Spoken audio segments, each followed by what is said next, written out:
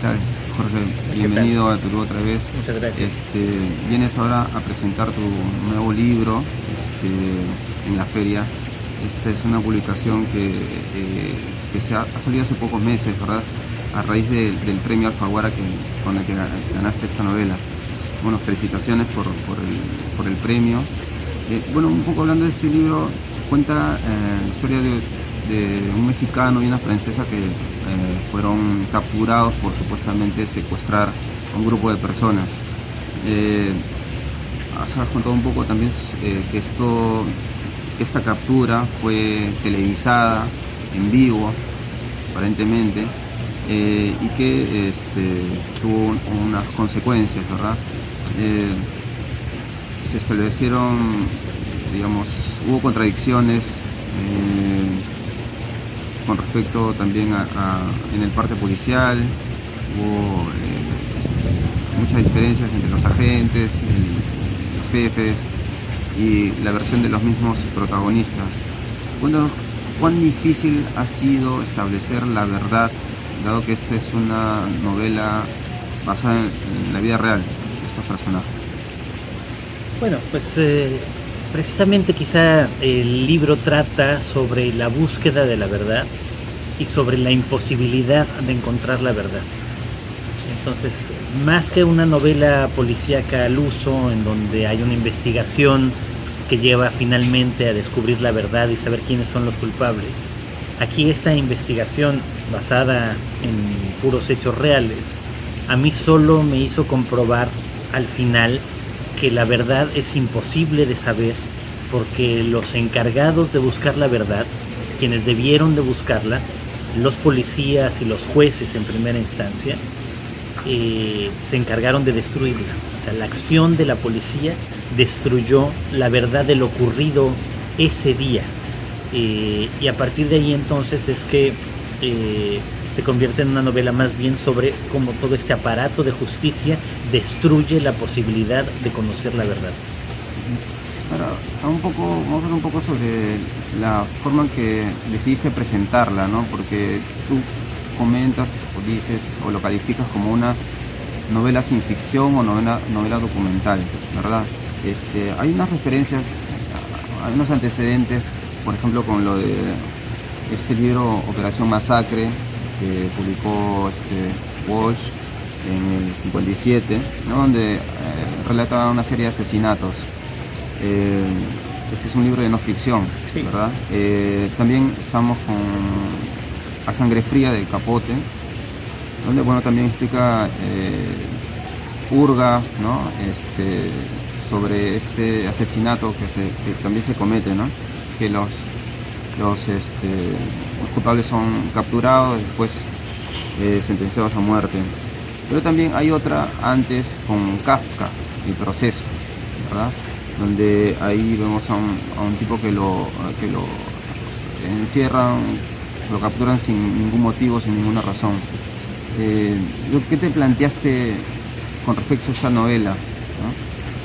Teniendo como referencia esas... Sí, esas eran las referencias, sobre todo Walsh o Capote y la tradición de novelas sin ficción en lengua inglesa.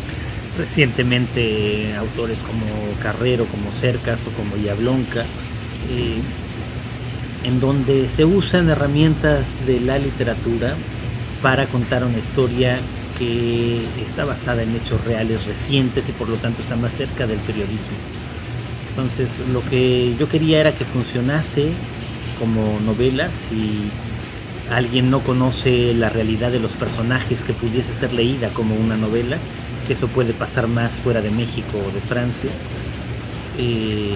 y al mismo tiempo que fuera muy fiel a los hechos, tal como se cuentan. Tú eres abogado, pero ya no lo ejerces. Dejaste esta profesión para dedicarte a la literatura. Con esa experiencia que tienes en tu formación de abogado, ¿cómo se prueba la inocencia o la culpabilidad de una persona, ¿no?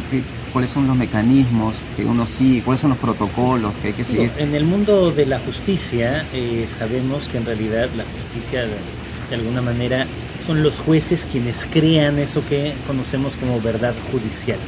La crean como, a partir de las pruebas que les son presentadas por la defensa y por la acusación, establecen lo que ellos consideran que es la verdad, y a partir de ahí toman las decisiones de sancionar o no a un presunto culpable.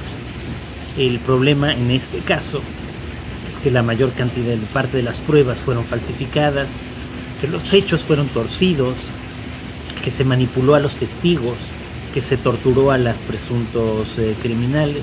Entonces, claro, esa enorme cantidad de alteraciones en las pruebas son las que hacen imposible que un juez pueda establecer la verdad de lo ocurrido.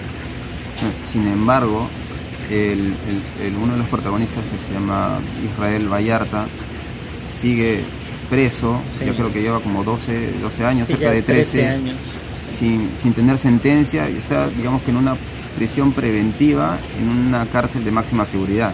Pues sí, ¿no? Eso es una de las cosas terribles de esta historia, que relata justamente cómo no funciona el sistema de justicia de México, que pueda permitir que alguien esté en prisión preventiva 13 años sin sentencia, y que además esté en una prisión de alta seguridad, que por cierto, desde que se publicó el libro hay un cambio, porque Israel estaba en la prisión de alta seguridad que está cerca de la Ciudad de México, y ahora fue trasladado arbitrariamente a otra prisión de alta seguridad en el estado de Jalisco. ¿Otra prisión de alta seguridad? ¿Más segura que la anterior o...? Pues de las dos escapó el Chapo, entonces digamos, lo único que te podría decir es que bueno, su seguridad no siempre es tan clara.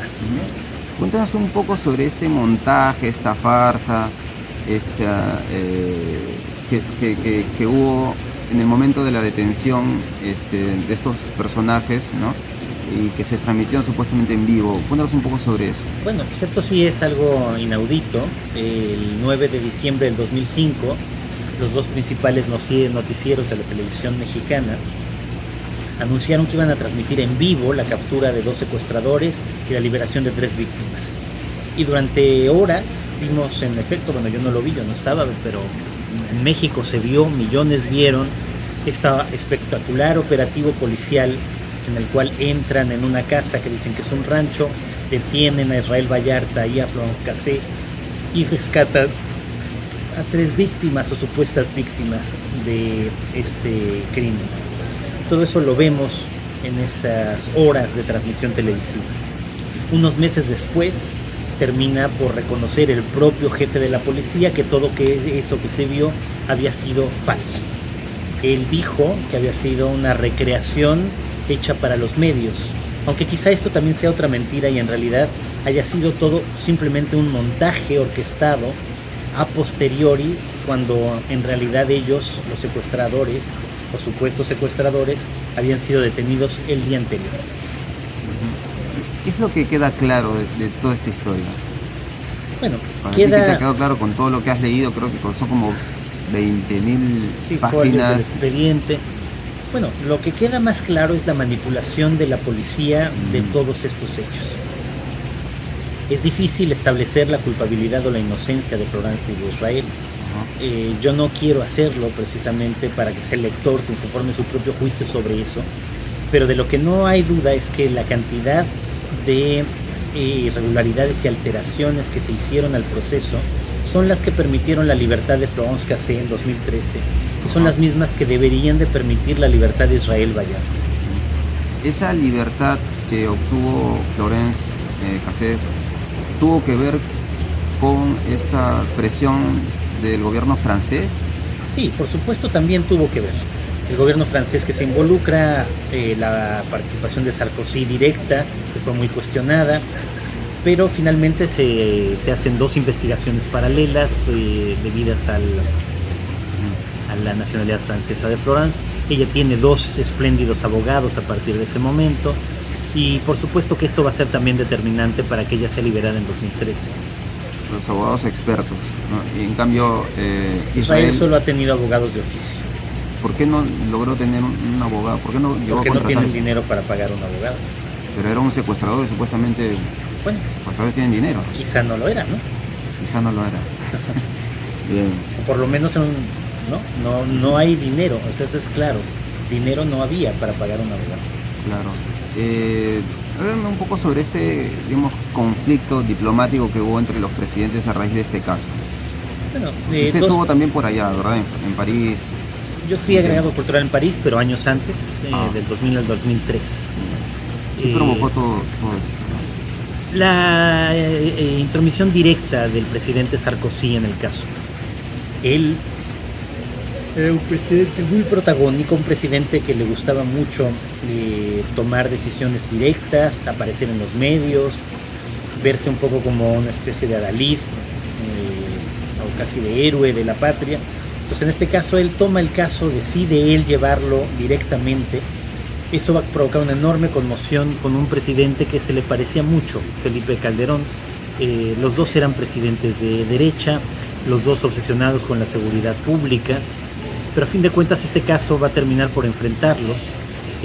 Cuando finalmente Sarkozy visita México, va a ser una visita terriblemente ríspida. Sarkozy quiere llevarse a Florence Cassé a cumplir su condena en Francia, Calderón no quiere permitírselo, y eso provoca un conflicto entre los dos países que termina en la cancelación del Año de México en Francia.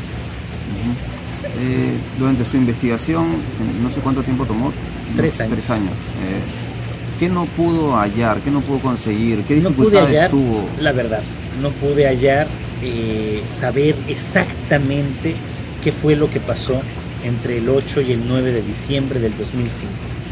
¿Por qué los capturaron en realidad? ¿O por qué ellos estaban ahí? Porque no sabemos claramente cómo fueron detenidos, por qué fueron detenidos, si las víctimas realmente eran víctimas, y si eran víctimas, en qué momento fueron liberadas y de dónde fueron liberadas. Todo esto seguimos sin saber. Ahora, ¿usted pudo conversar con estos secuestrados? Yo pude conversar con una de las víctimas y desde luego con los presuntos secuestradores. Ya. Pero otros periodistas hablaron con otras de las víctimas, es decir, el libro recoge el testimonio de todas ellas. Ya. ¿Y ellos qué versión tienen sobre esta captura? Bueno, ellos mantienen que Florence e Israel son sus secuestradores, pero nunca han detallado realmente de dónde y cuándo fueron secuestrados. Los testimonios de ellos cambian notablemente conforme pasa el tiempo. Yo creo que no hay duda de que las víctimas eran una mujer joven y su hijo de 11 años. Yo creo que ellos fueron víctimas de un secuestro, sin duda. En el caso en cambio, de la otra víctima, de Ezequiel Elizalde, es más extraño. Podría ser que no fuera exactamente una víctima, sino un miembro de otra banda de secuestradores, o por lo menos de otra banda criminal que estaba siendo escarmentado. Es difícil saber cuál es la realidad ahí otra vez. Bueno, ¿y qué otras trabas encontró en su investigación? Porque creo que estaba también buscando unos archivos, digamos, en TV Azteca, en los medios, Sí, que ninguna otra traba. Digo, hubo personas que busqué que no quisieron hablar conmigo, pero pues eso es algo a lo que se enfrenta naturalmente cualquier trabajo periodístico, pero fuera de eso, no, ninguna traba. ¿Por qué apeló digamos, a no hacer de esta historia una novela? Porque los hechos eran ya tan enrevesados y tan inverosímiles y tan llenos de mentiras que creo que hubieran perdido fuerza si se hubieran convertido en una novela basada en hechos reales, más que en una novela que cuenta directamente lo que pasó.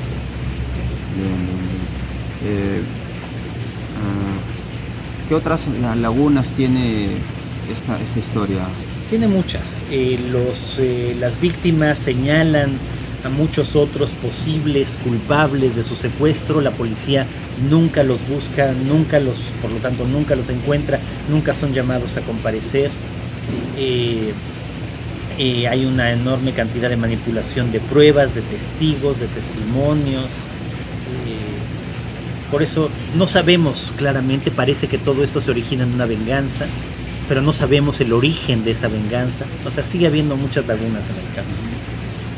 Bueno, después de haber investigado lo que ha podido de esta historia, ¿a usted qué sensación le queda sobre el sistema de justicia en su país? Y sobre todo, bueno, creo que también ocurre en muchos lugares de América Latina, ¿verdad? Es un sistema de justicia que no funciona en absoluto, es un sistema de justicia mal diseñado, con leyes que no acaban de funcionar ni de estar bien planeadas, mal implementado. O sea, hay una reforma en México importante para pasar de los juicios escritos a los juicios orales que no ha acabado de hacerse. Es un sistema donde la corrupción está presente en todos los niveles. Es un sistema donde los poderosos siempre se salen con la suya y quien no tiene poder siempre termina pagando. Y es un sistema donde la tortura es una práctica habitual. Y se parece, sí, a muchos otros sistemas de justicia en América Latina. ¿Y qué aprendizaje le ha dejado a usted esta historia? Bueno, para mí ha sido más bien terrible. Aunque ya lo imaginaba, no en esta proporción descubrir todo lo que puede pasar en un sistema de justicia como el mexicano. Y estar convencido de que si México y en general los países que tienen sistemas de justicia como este no lo cambian, nada va a mejorar en sus sociedades. México es un país sumido en la violencia y en la corrupción, y ni la violencia ni la corrupción se pueden terminar si el sistema de justicia no funciona. ¿Hay esperanza? Bueno, esperanza siempre hay. ¿Qué ha podido usted percibir a raíz de este caso que desde 2005 a la fecha? Siempre hay esperanza. Ahora hay un cambio de gobierno en México, ¿no? Y eso desata pues la esperanza de que ese nuevo gobierno, el gobierno de Andrés Manuel López Obrador, pueda intentar cambiar este estado de cosas. ¿Y qué es lo más difícil de cambiar, de que vuelva a resurgir con respecto al sistema? Tener confianza en el sistema. Porque es un sistema en el que nadie en México tiene confianza en el sistema de justicia. Lo peor que te puede pasar es estar sometido a cualquier proceso en el sistema de justicia porque sabes que es corrupto, que no funciona, que las influencias políticas siempre están metidas. Ese es el terrible problema. Esto es más o menos, se podría decir que lo que usted ha escrito esta ocasión se podría colocar en la literatura comprometida, como se hacía antes. Yo creo que literatura comprometida, lo que sí creo que terminó siendo también es una novela de denuncia, como lo eran también muchas novelas en el siglo XIX, novelas en la tradición de Víctor Hugo, de Solá, en las que el escritor quería, sí, denunciar algo que le parecía insoportable en su propio tiempo. Y a mí sí, me parece que el sistema de justicia en México es insoportable. Ok, Jorge, muchas gracias. Por favor, ¿puedes invitar al público para que pueda leer tu novela y que vayan a la presentación? Bueno, pues invito a los lectores aquí en Perú a que les pueda interesar este libro. No es necesario conocer el caso mexicano, espero, para que pueda ser leído también como una novela policíaca que retrata así cómo funciona la justicia en México, que se parece mucho a la de otros países. Gracias.